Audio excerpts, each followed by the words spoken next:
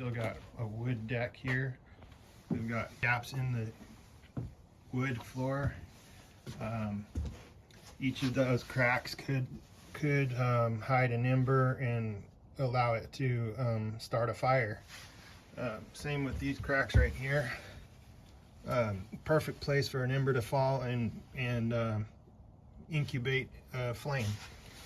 This corner here, it's not, there's not a lot of big cracks, but also it's a good spot to start a fire. We've got T111 siding, so it's wood.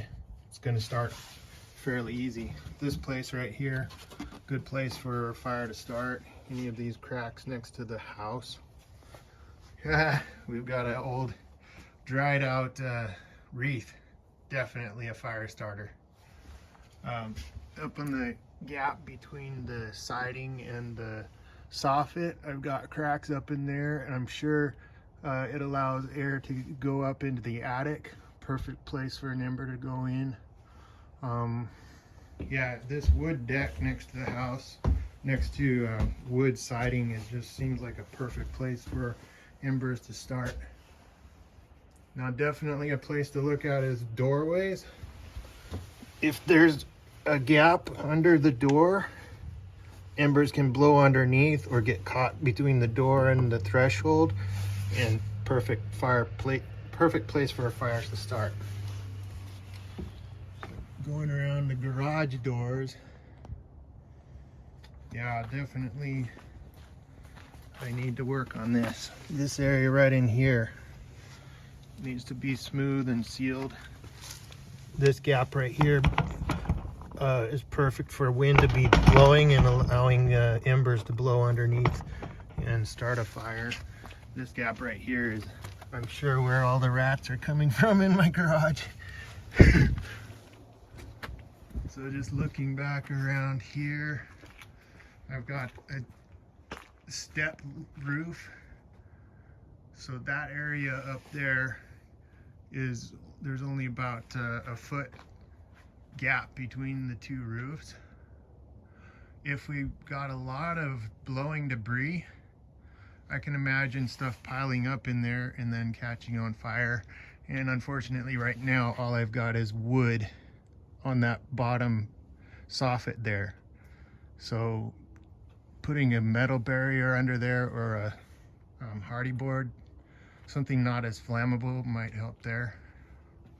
I've already put metal flashing on the lower part, so that's all non-flammable. It's just up underneath that I should probably take care of. I don't have any shrubbery that's right up against the house, but, well, other than there by the front deck, I've got the vine. That's a good place for a fire to start.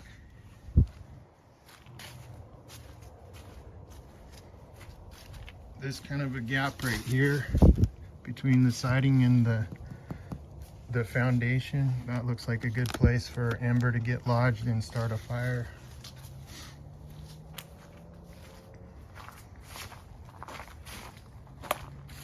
Here's another spot.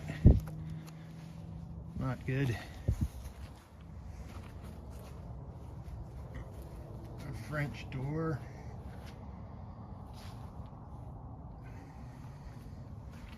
Here I've got rubber tires right up against the wall. That'd be a good spot for an ember to lodge and start a fire. Basically anything that's flammable that's up against the house is not a good thing. So here's a whole pile of wood. This may not be touching the house, but it's probably close enough to the underside of the deck that it might catch the deck frame on fire. So it probably should move this pile of wood. Definitely this pile of wood needs to be moved.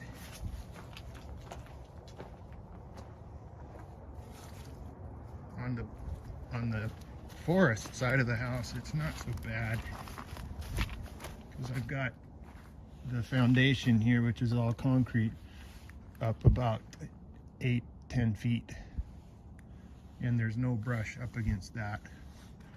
There's about 20 feet from the edge of the roof to the forest.